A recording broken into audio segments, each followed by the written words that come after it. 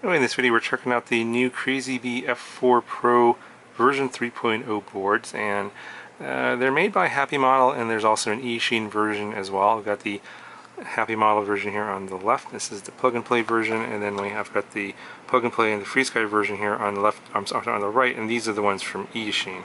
So of course the Happy Model version is going to be in the Larva X here. This is the one that I reviewed a couple weeks ago, and then the eSheen version here is going to be in the Cinecan. And I'm pretty sure that these Crazybee boards are going to be the same, but I've actually opened these up. I just got these in.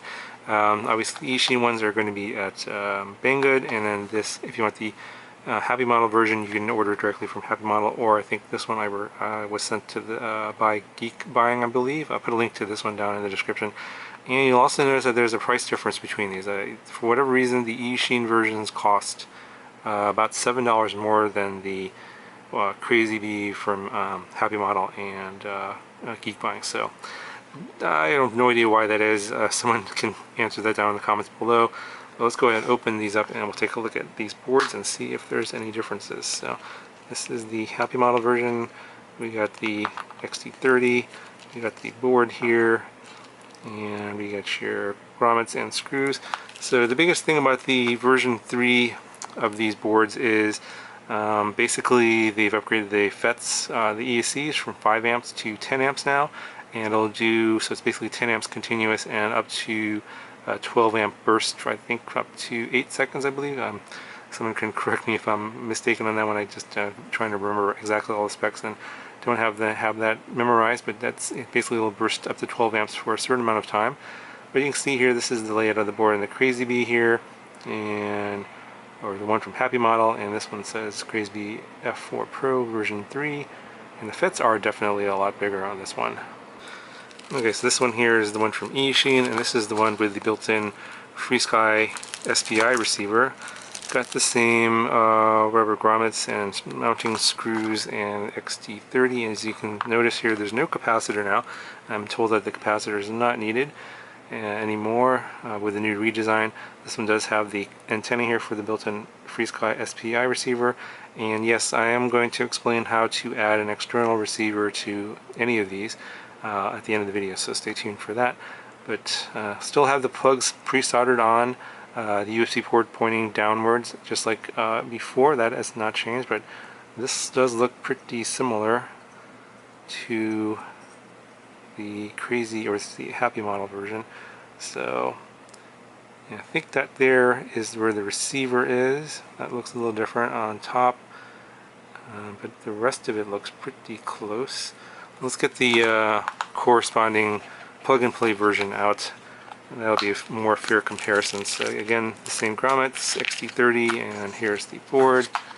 So this one here is the eSheen version, and it looks the same. And we'll bring the Happy Model version here. So the Happy Model version is on the left, eSheen version on the right. And I don't notice any differences. Obviously, I think right there is where the SPI receiver is. This one here is, you'll have to add your own receiver. And this is the top of the two boards, eSheen on the right and the Happy Model version on the left. And they look identical to me. If anyone notices any differences, please let me know in the comments down below. But they look the same to me. Okay, so I'm going to put the Happy Model version away for now. Let's compare the receiver version on the left versus the non-receiver version on the right. So basically you have an antenna here that doesn't exist over here. There's a little solder pad there for the antenna. And on the bottom there's going to be that chip for the receiver right there that doesn't exist on the non-receiver version. So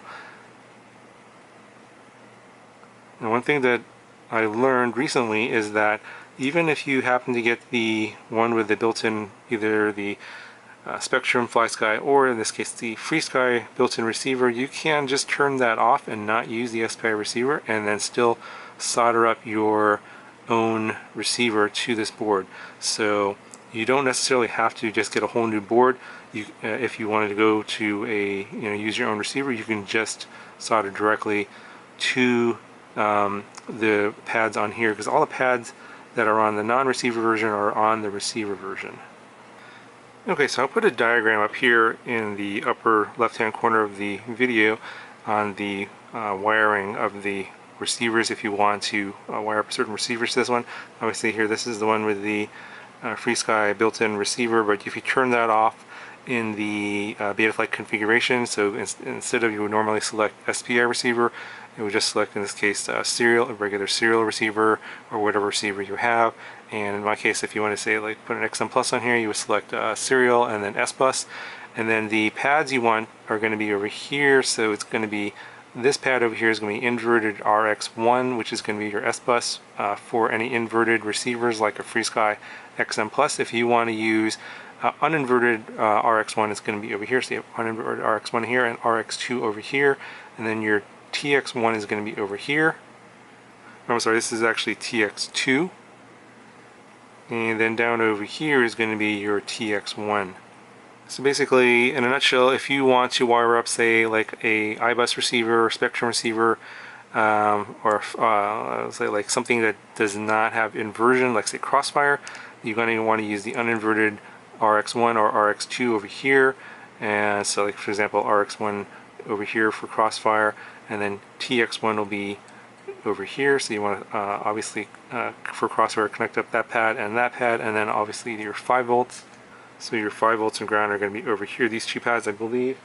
And then any of your inverted receivers are going to be over here on this pad for inverted RX1. So that's how you would connect up an external receiver. If you happen to have one that has a built-in receiver, you can just not use the SPI setting and just use whatever normal receiver setting you would use for any external receiver you would connect on any other flight controller.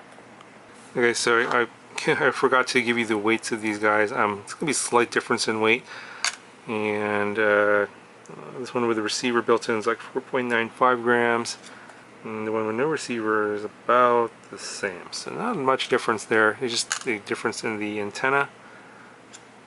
And the last thing I do want to mention is that for those of you guys that have the older versions of the Crazybee, or the version, in this case this is the version 2.0 or the 2.1, you can turn off the built-in receiver and attach an external receiver.